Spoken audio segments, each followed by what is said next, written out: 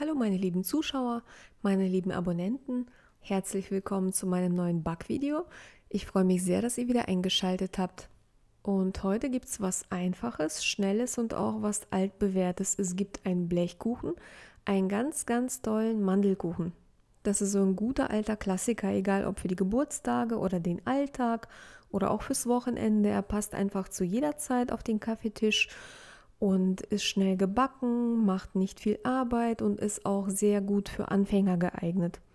Lasst uns einfach loslegen. Hier sind die Zutaten, die für diesen Kuchen benötigt werden.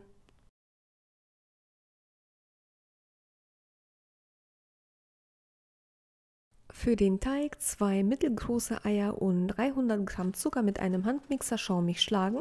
Dabei etwas Salz hinzufügen. Es ist nicht viel Salz, circa 2 Prisen, also nicht mal ein halber Teelöffel. Die Masse wird beim Schlagen etwas heller und so ganz, ganz luftig und locker. Dann 350 Gramm Buttermilch dazu gießen. Die Buttermilch wiege ich immer ab.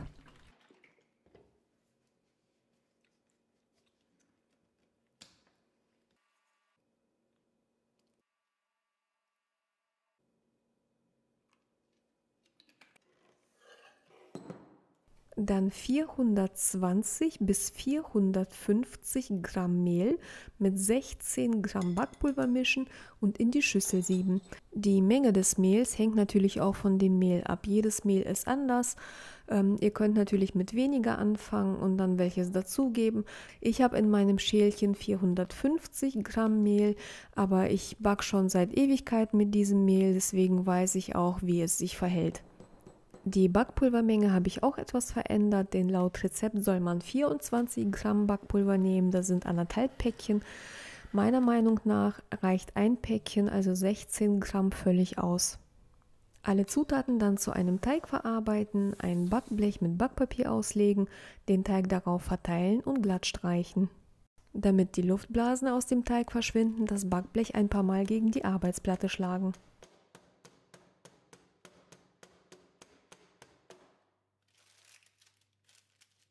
Dann 200 Gramm Mandelblättchen, 8 Gramm Vanillinzucker und 150 Gramm Zucker vermischen und auf den Teig streuen. Ihr könnt aber auch etwas weniger Zucker nehmen, zum Beispiel 120 Gramm. Den Backofen auf 175 Grad Ober- und Unterhitze oder auf 155 Grad Umluft vorheizen und den Kuchen eine halbe Stunde backen. Die Zutaten sind für ein ganz normales Standardblech ausgelegt. Mein Backblech ist etwas kleiner, deswegen lasse ich meinen Kuchen 5 Minuten länger als nötig im Backofen. Den Kuchen aus dem Ofen nehmen und dann mit 200 Gramm Sahne übergießen und dabei die Sahne schön gleichmäßig auf dem Kuchen verteilen und dann weitere 5 bis 10 Minuten backen.